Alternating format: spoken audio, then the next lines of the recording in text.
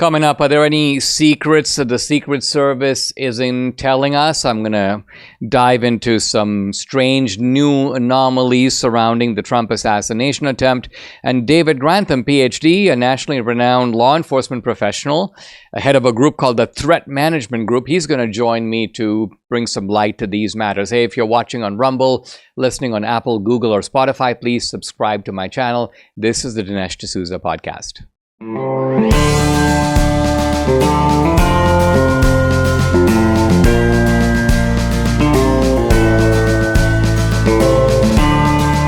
America needs this voice. The times are crazy. In a time of confusion, division, and lies, we need a brave voice of reason, understanding, and truth. This is the Dinesh D'Souza podcast. I'm focusing this show today on what we've learned and continue to learn about the attempted assassination of Trump. And I've got an excellent guest. His name is David Grantham. He's a law enforcement professional. He's a combat veteran, expert in issues of security, CEO of the Threat Management Group. That's coming up. But let me offer a couple of preliminary thoughts before I get into that.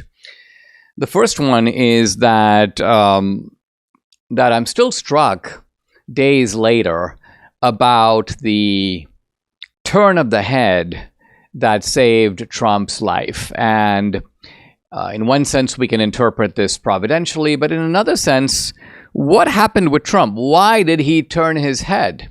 Well, interestingly, we now know why. There was a massive chart, and I have it in front of me.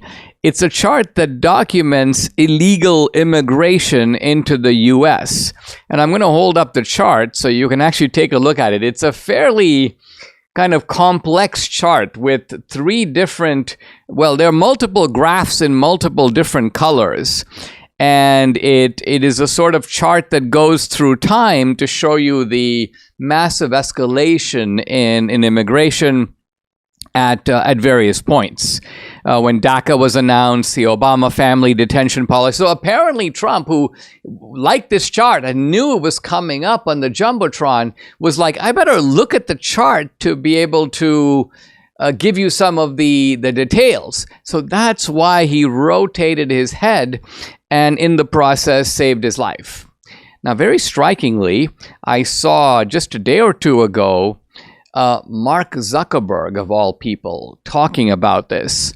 And Zuckerberg says on a personal note, he goes, man, when Trump, put his fist in the air with blood on his face and goes fight, fight, fight, he goes, this is like the most impressive display of personal bravery that I have witnessed. And I thought, well, first of all, it's interesting to see a little, robotic nerd like Zuckerberg making this kind of an admission, but it has a substantive follow-up because Zuckerberg went on to say, well, he goes, I did a bunch of stuff in the 2020 election. He goes, but I'm not doing it in 2024. He goes, I'm out. I'm not endorsing anybody. And so I took this to be somebody who was very much in the leftist and Democratic camp, put $500 million or thereabouts in 2020 to help the Democrats across the finish line, paid for a bunch of these mail-in drop boxes. And now he's like, I'm not doing it. So neutrality is good when we're dealing with somebody who in the past just put so much money into the Democratic side. Now, we continue to hear more and more about the failure of security that led to this attempted assassination. And it is a failure on so many fronts. I mean, it's not just the women's Secret Service agents who are these confused, bewildered DEI types. That's part of the problem. That's actually understandable. Understandable in the sense that if you saw that, you'd be like, oh, I know how that happened. That's like DEI run amok. Now, DEI can get you killed. And so it is a demonstration of the great limitations of DEI, particularly in these kinds of sensitive areas. You're flying an airplane, you're doing a surgery, or a Secret Service agent protecting the former president's life. This is not the place where you don't want DEI anywhere, but certainly not here. but there are so many other problems. I mean, there was apparently no aerial surveillance of these campgrounds. Well, there was aerial surveillance, but it was done by the shooter. He had run a drone to be able to take a look from the top, from the air, at the site, and evidently the Secret Service and all the local police with all their resources, they didn't do that. This guy had gone multiple times to sort of scope out the place. This is the guy who had a rangefinder to calculate distance. So kind of what I'm getting at is, you may say the shooter did everything right and the Secret Service did everything wrong. It's the opposite of what you'd expect. You have a 20-year-old, you think, well, this guy's a goofball, whatever his motives, however much he hates Trump, he's not going to be able to actually pull something like this off. How would he know where to go? How would he know where the Secret Service isn't looking? How would he know where to take his shot from? How would he know exactly how far Trump is away from him? And but it turns out that this kid, I say kid because I'm here operating on the assumption that he acted alone, although we don't know if he did.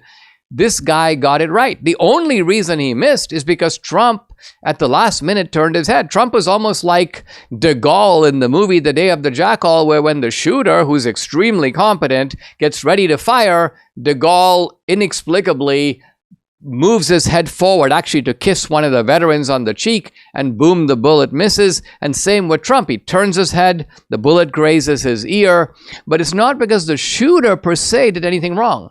Meanwhile, the Secret Service did seemingly everything wrong. And I've just raised a series of questions over the past few days about it. We'll have somebody who is very involved with security talk about these issues, and I think he's going to, by and large, try to explain it from a human or bureaucratic point of view. In other words, let's not assume that something deeply nefarious is going on here. Let's see if simple kind of human bungling, limitations of resources, those kinds of things can explain what happened, because that should be the starting point, but not the ending point of any investigation. These are very turbulent times. I want you to start thinking about gold. Let me talk about oil. Sales of oil have historically been predominantly in US dollars. Recently, oil producers like Saudi Arabia have been exploring options for sales in other currencies. Oil sales in other currencies would lessen the demand for the US dollar. And so I ask you, if there's less demand for the US dollar, what happens to the US dollar? Not good. Look, it's reasons like this that I buy gold from Birch Gold, why I feel they are a valuable resource to you as well. For over 20 years, Birch Gold Group has helped tens of thousands of Americans protect their savings by converting an IRA or 401k into an IRA in physical gold. To learn more, text Dinesh to 989898. Claim your free information kit on gold. There's no obligation, only information. Birch Gold has earned my trust with their education-first approach. There are thousands of happy customers. There are countless 5-star reviews. So protect your savings with gold before the dollar plunges any further. Text Dinesh to 989898 today. Are you feeling overwhelmed by the increasing cost of health insurance? Have you had enough of not having control over your healthcare dollars? Introducing ShareRight. Share, R-I-G-H-T. Healthcare done the right way. At ShareRight, you're not just a number, you're part of a caring community. Forget about paying excessive premiums. With ShareRight, you stand to save 30 to 50% compared to health insurance. So think about what you could do with all those savings. But it's more than just savings. ShareRight ensures you have access to the care you deserve precisely when you need it, from routine checkups to unexpected emergencies. With ShareRight, your healthcare is their priority. So empower yourself today by taking control of your healthcare costs. Visit joinshareright.org/Dinesh to learn more. See how much you can save. Joinshareright.org/Dinesh. That's where you go. Again, it's joinshareright.org/Dinesh for healthcare done the right way. Guys, I'm very pleased to welcome to the podcast David A. Grantham, PhD. He's a nationally renowned law enforcement professional. He's a combat veteran. He's also an author. He's the CEO of Threat Management Group. And you can follow him on X at D Grantham, Grantham 1016. David, welcome. Thank you for joining me. I wanted to get your take as a combat veteran, as a professional in this area. about what's really going on here with this attempted Trump assassination. I mean, let me just start by saying it looks to me like there are two sort of broad theories to try to understand what happened. One is, let's call it the extreme ineptitude theory, that there were just a series of bungling mistakes made not by one person or even at one stage, but in many different places. The other theory appears to be that there's something more to it. And even if we don't know what that something more is, that the incompetence theory just gets stretched so far that it doesn't make any sense anymore. It couldn't be that when you're dealing with people who are professionals in the field. So let me start by just asking you, when you saw this, as you followed it, what is your take on what happened here? Yeah, well, first of all, thanks for having me. Second of all, I feel like before I talk about this, my heart goes out to the victims. There are other victims other than Trump, and I just feel devastated for them. So I wanted to make that point. My experience has been a lot of times this stuff falls somewhere in the middle, because there are ironies that occur in investigations all the time that you would never suspect are just simply ironies. My concern is two things. First, the Secret Service itself has been understaffed for a long time. Those agents have to fly around the country all the time for weeks on end. They don't have a very good home life because of that. And I feel for them, because they're asked to do something that's becoming almost impossible to accomplish. And I think what has happened too is, in order to support that, and I've been a support to Secret Service and different sorts of protective service in the past, and you're brought on to supplement them. And I think here what we see is some of those supplements who aren't trained in the day-to-day operations of protective service. It can be absolutely nerve-wracking. I can tell you there was an incident where we were guarding a general, and there were some other elected officials the Secret Service was there protecting. And there was nothing significant that happened, but we had to escort them out. And Secret Service, they had their team, they knew where they were going, and I was in the way. And I felt about this big, because I thought, do I open the door? Do I close the door? Do you want me to move? And I hadn't been instructed, nor had I thought to ask, which is partly on me. So anyway, I think what concerned me watching that was the supplements to what I believe were the supplements to that Secret Service. And because of that, there's a cascading failure. Now, when we talk about the pre-analysis, the pre-survey, the advanced team, that I have a big question about. And I haven't heard a quality answer thus far to explain why that was left untouched. Now, I will caveat, outdoor venues, they're incredibly difficult to defend. You have to, the standoff distance is significant. The drone threat now is significant. You have to have overwatch, underwatch, side. I mean, you really have to have a 360 view when you're doing an outdoor. There's no controlled entry. So I'll grant them that, but the ability for him, and now we're learning he flew a drone over the area prior. We know that he's cased the set physically, the area physically. He did a lot of pre-planning, which tells me that he had this wasn't a random, obviously it wasn't a random act of violence, but there's something more going on here. So I think when it comes to your question, I think it falls somewhere in the middle between, some level of mismanagement of the scene. And I do think there is more here than we know right now. Very interesting. Let's put all this, so much here, and I have so many things to say, but I think I'll put it in slow motion by just starting with the shooter. So you got this kid, and he's 20 years old, but evidently he's able to get a drone, get a rangefinder, as you say, case the place, do kind of the surveillance beforehand. And not only that, but he sort of is able to outwit the Secret Service and all the other protective detail by going up on presumably the one roof that was not really being guarded. I mean, there were people in the building, they were apparently at the windows, but there was nobody on the roof. And then almost nothing is known about this kid. I mean, he has no social media footprint, or if he did, it's been scrubbed clean.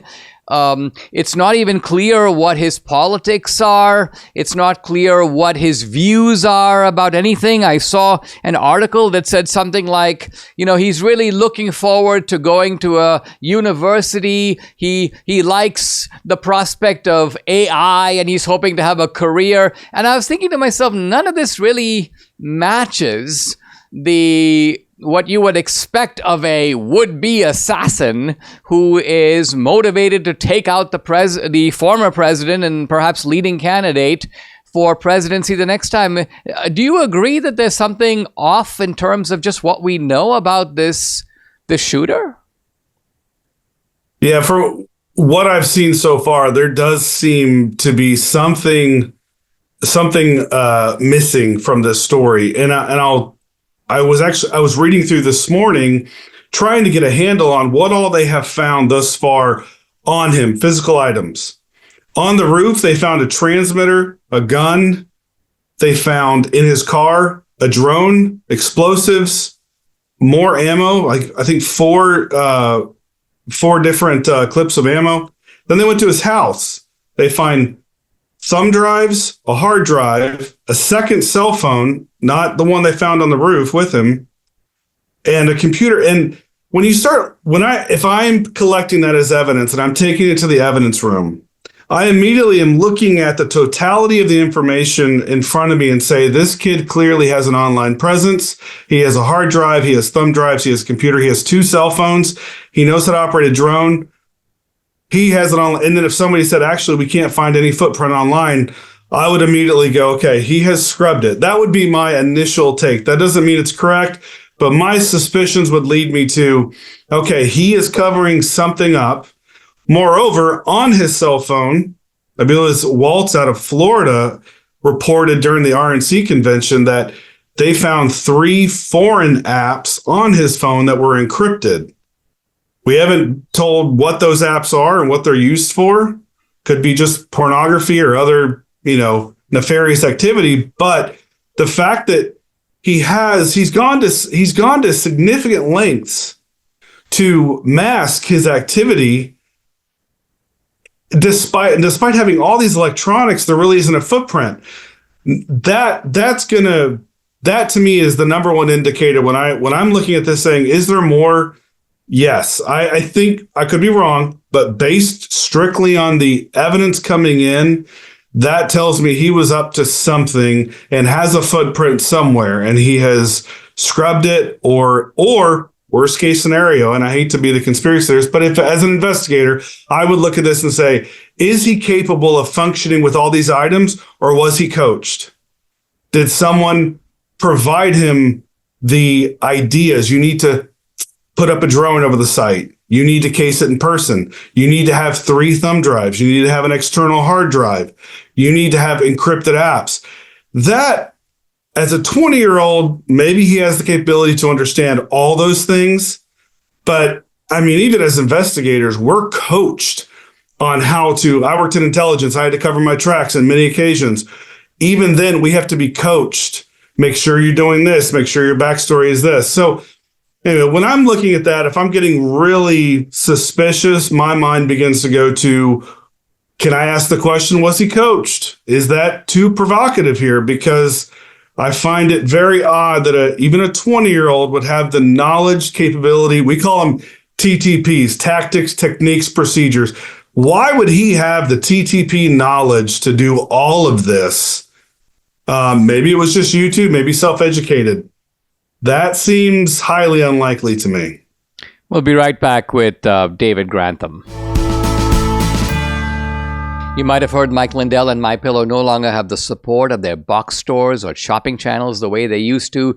They've been part of this terrible cancel culture, and so they want to pass the savings directly on to you by having a $25 extravaganza. Now, when Mike started MyPillow, it was just a one-product company, just pillows, but with the help of his dedicated employees, Mike now has hundreds of products, some of which you may not even know about. So to get the word out, I want to invite my viewers and listeners to check out their $25 extravaganza. 2-pack multi-use MyPillows, $25. MyPillow sandals, $25.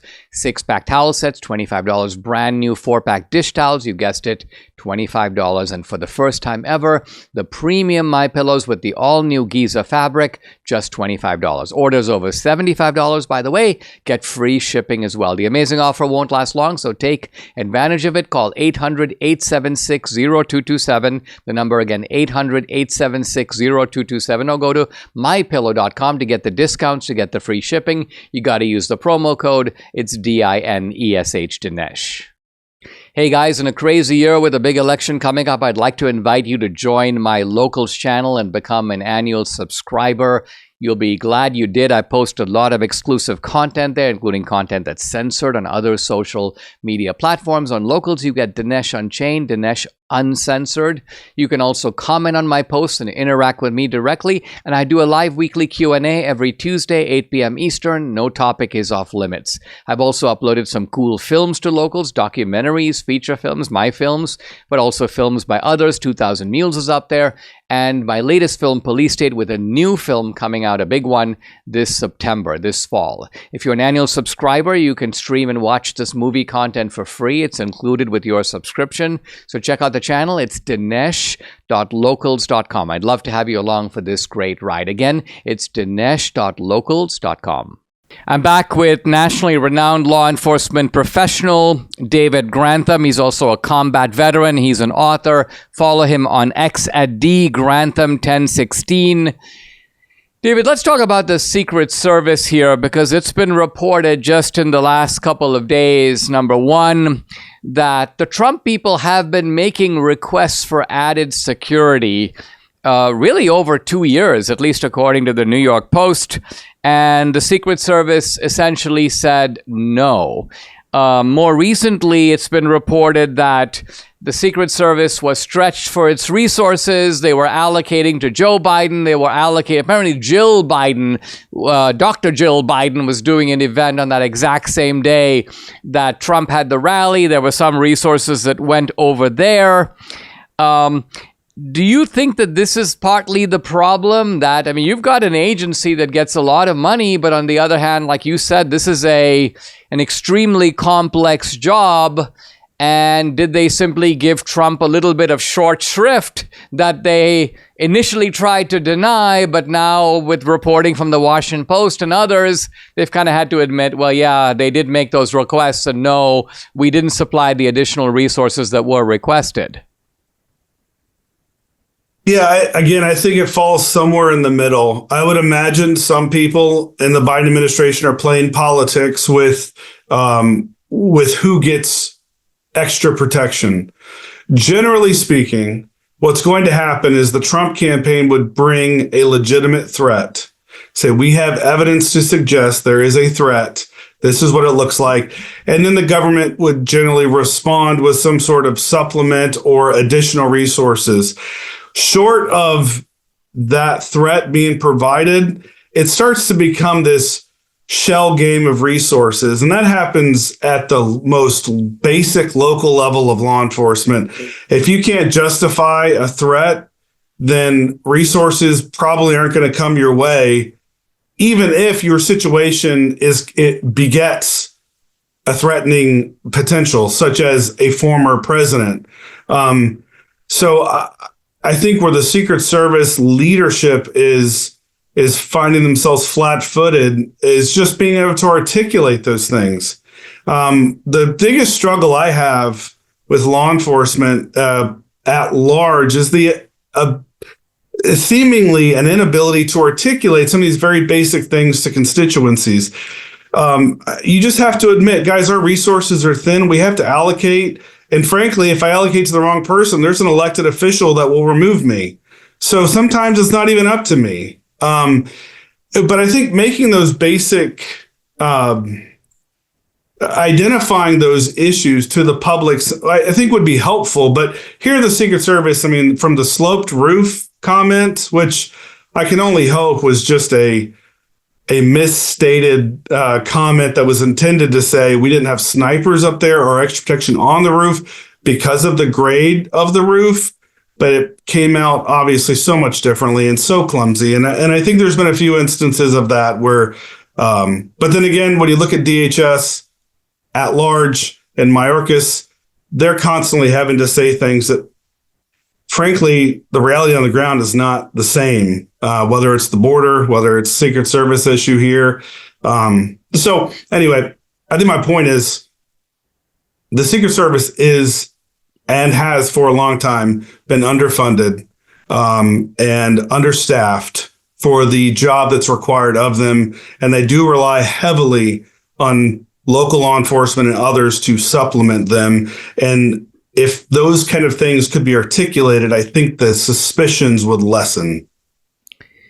I mean, isn't part of the problem here that with Trump, you're not dealing with you mentioned a presidential candidate, but here's a guy who has been vilified in a very poisonous rhetoric really for 8 years, right? I mean, when John Hinckley took a shot at Reagan, people would say about Reagan, oh, he's a washed up actor. Oh, he's a dumb, bungler. He doesn't know what he's talking about. But no one was suggesting that it would be that this guy was a grave threat to the nation, and it would probably be kind of a good thing if he could be removed one way or the other. People have been saying that about Trump.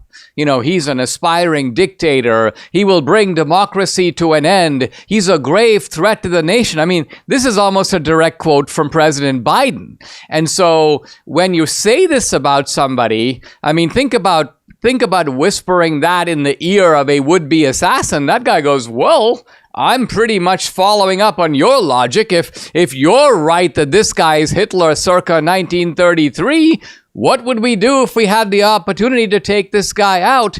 So what I'm getting at is, do you think that this is a case where that, even though we don't know a lot about this 20-year-old, that poisonous atmosphere out there is not a healthy one in terms of ensuring the safety of a guy like Trump? No, I think your last point there is valid. And when it comes to threat management, you do have to assess not just what threats you can measure, what threats you can look at, but also the potential for threats. High visibility person, like you said, creating an environment, a risky environment around that person. Those sorts of things have to qualify within that spectrum as threat management when you're deciding who gets resources. And it seems like here that wasn't happening, or perhaps it was underappreciated. Because for several years, people have talked about, the way you talk about former President Trump, it's putting a target on his back for those who think that you're not doing enough. All you're doing is talking bad about him. I'm the one that's going to do enough, which, alluding to your comment about would-be assassins. And I absolutely think rhetoric inspires others to take action. We look at that from ISIS to Antifa to a right-wing extremist. Radicals respond to rhetoric. It's a very common thing. And the whole point of rhetoric is you want to be able to say, well, I didn't do anything, but maybe I got the outcome I wanted, even though I had nothing to do with it. And we seem to be disconnecting that rhetoric from the actual implications that it could cause, especially when you think of the minds of a 20-year-old boy who probably feels the need for whatever reason. We see it with active shooters. They want to make themselves known. They want glory. They feel they have a grievance of some sort. And oftentimes all they find is rhetoric online or through their friends enough that it inspires them to say, I'm moving past rhetoric. I'm moving to action. And all that to say, the rhetoric that's been spoken of around Trump, I think should have been a legitimate cause for increased security. But also, that's generally not the way threats are managed, unfortunately.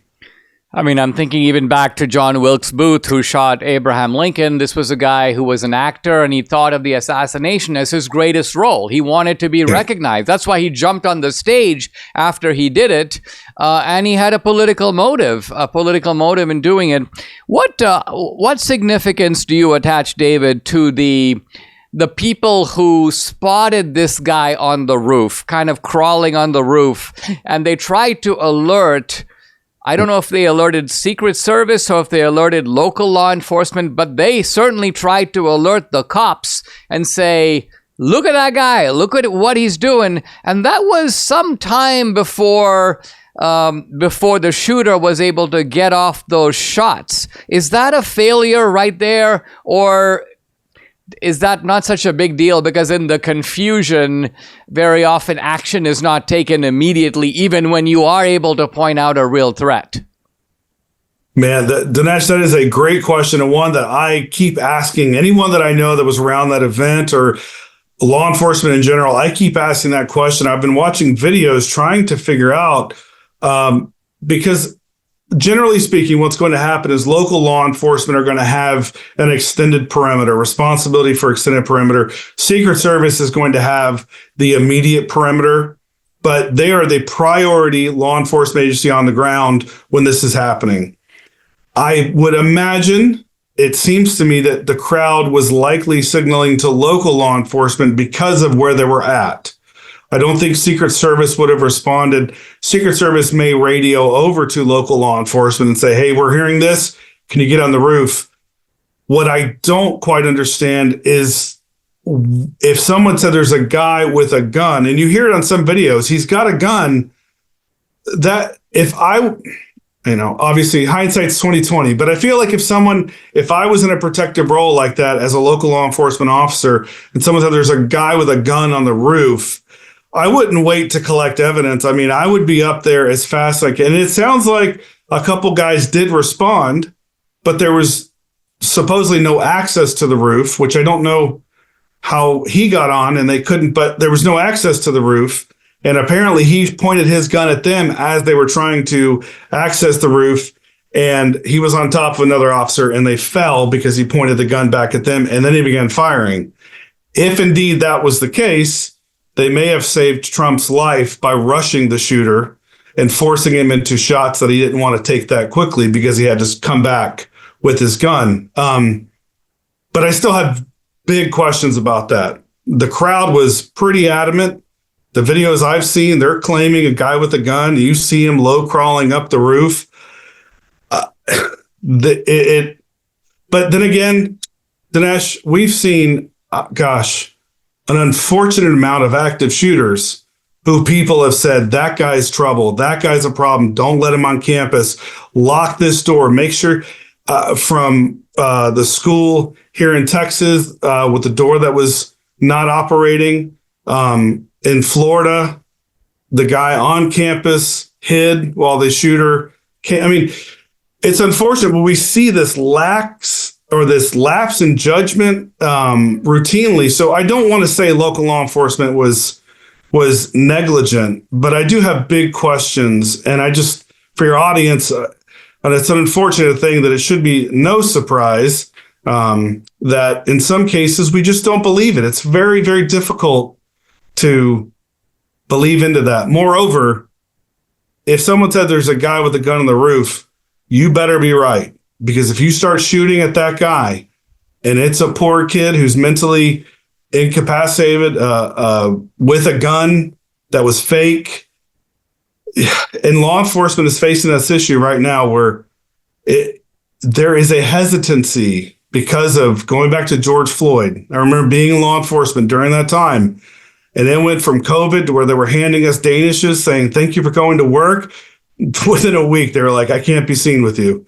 I mean, the turn of events was extraordinary, and that's put law enforcement on their heels. So that's a lot. I rambled a little bit there, but giving you the context of what I see, I do have big questions about how that occurred. but I reserve the right to say there probably is some legitimate explanation, and I hope and pray there is. I'll be right back with Dr. David Grantham. I'm back with Dr. David Grantham, CEO of the Threat Management Group. Follow him on X at dgrantham1016.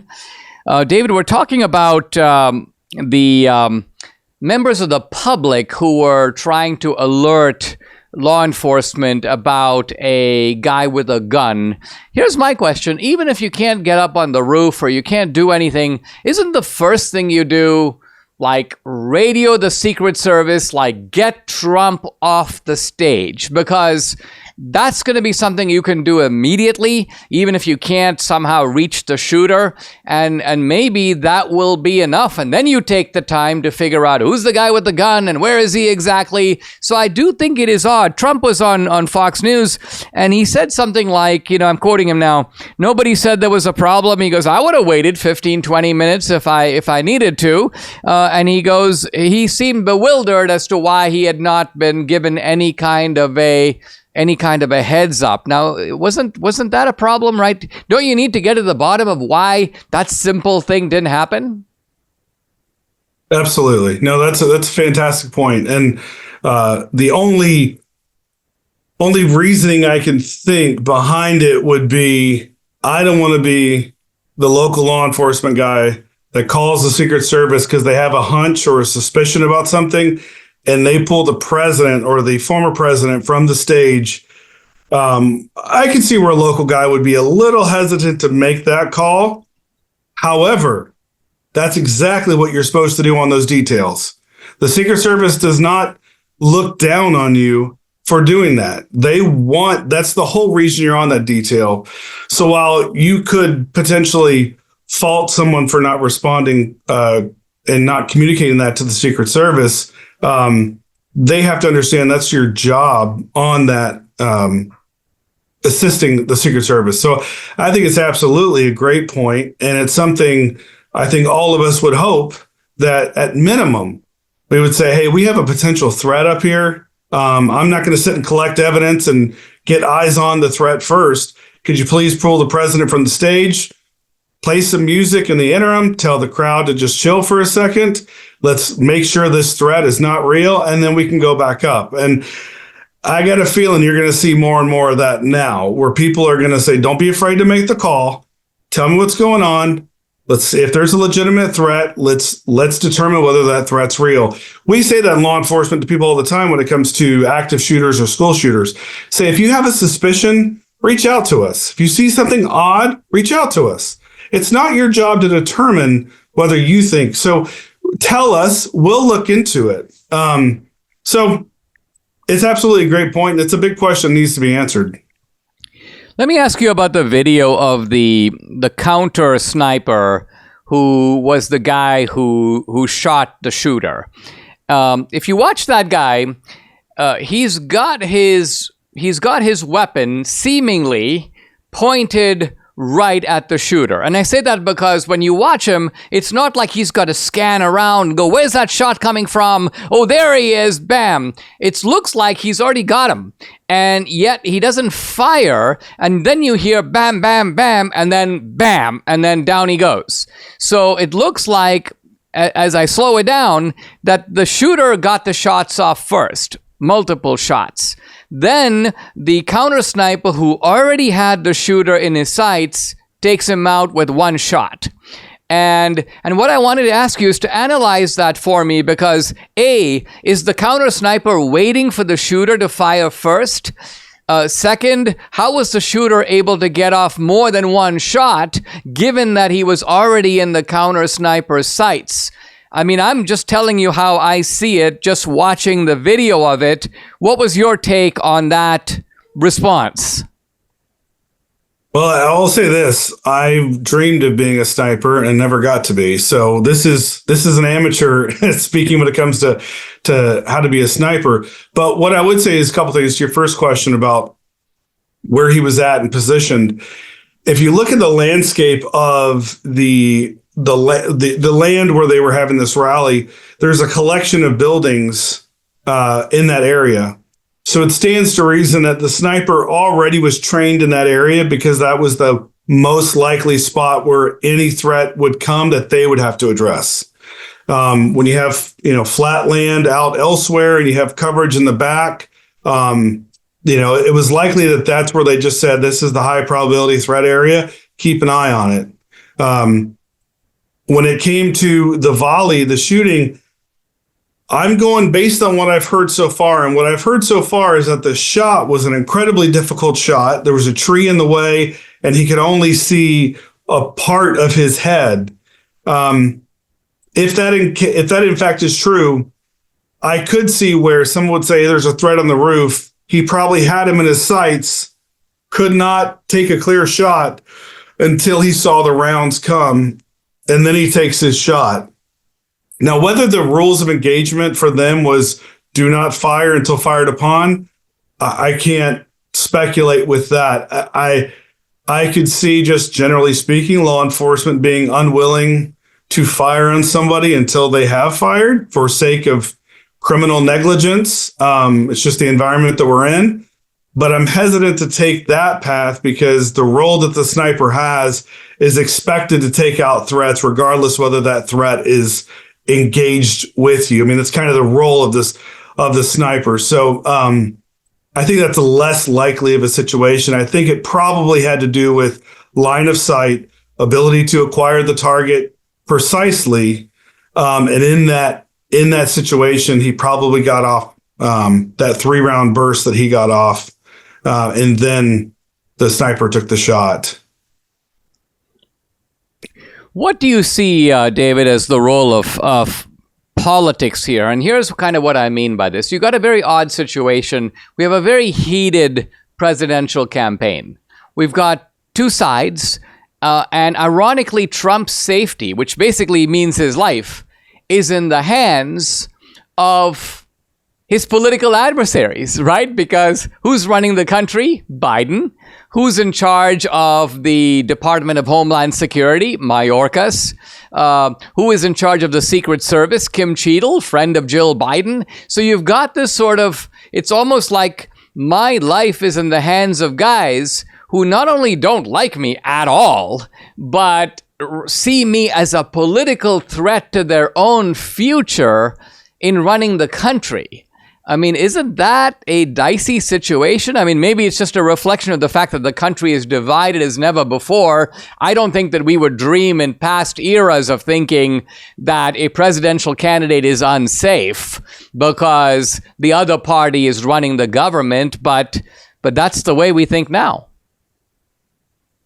Yeah, and it's an unfortunate mindset that we have, and we immediately go to suspicions versus trust. And I think that's the overarching question here is, can we still trust our government? And that's where I think the American citizen is right to have questions, particularly after COVID, where you feel like you were led down a path that didn't lead to where everyone said it was going to lead. And in fact, it led to more trouble than I think a lot of people thought it would. And so I do think there's a definite level of mistrust, and so it leads to questions.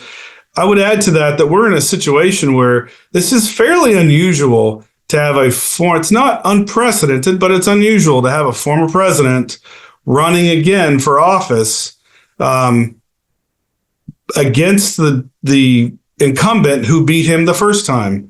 So that alone adds to a really delicate situation. I would add, too, that logistically, Biden is not as active as Trump. Trump is, that man has an energy I've seen very few candidates, much less candidates his age, who have the energy to have a 3-hour speech at the RNC, have 1 to 2 rallies a day at one point in his prior campaign for president. So he's asking a lot of the resources around him, and I'm sure those resources are looking at him compared to Biden going, Biden's much easier to handle than Trump. And so there probably is just a little bit of logistical frustration with trying to keep up with Trump. But I'm hesitant to, maybe I want to think the best in people, but I'm hesitant to think that resources are purposely pulled from Trump to put him at greater risk, because the same people that are going to guard Trump are going to eventually guard Biden. These Secret Service, they're assigned to Trump to a degree, and there's others that rotate through. I would find it hard to believe that they would want the same guy guarding Trump now guarding Biden, knowing that, hey, you allowed someone to shoot at me when I was with Trump. That just seems a little far-fetched to me. But I understand the questions. I agree. And I'm certainly not suggesting that. I think that the ordinary agent is somehow involved in putting Trump or Biden, for that matter. Well, Biden's pulling out, but in danger. But it does seem like there is much more to this story than we have learned to date. But I want to thank you very much for joining me to share your thoughts. Guys, I've been talking to Dr. David Grantham, CEO of the Threat Management Group. Follow him on X at dgrantham1016. David, thank you very much. Thank you. Subscribe to the Dinesh D'Souza podcast on Apple, Google, and Spotify, or watch on Rumble, YouTube, and salemnow.com.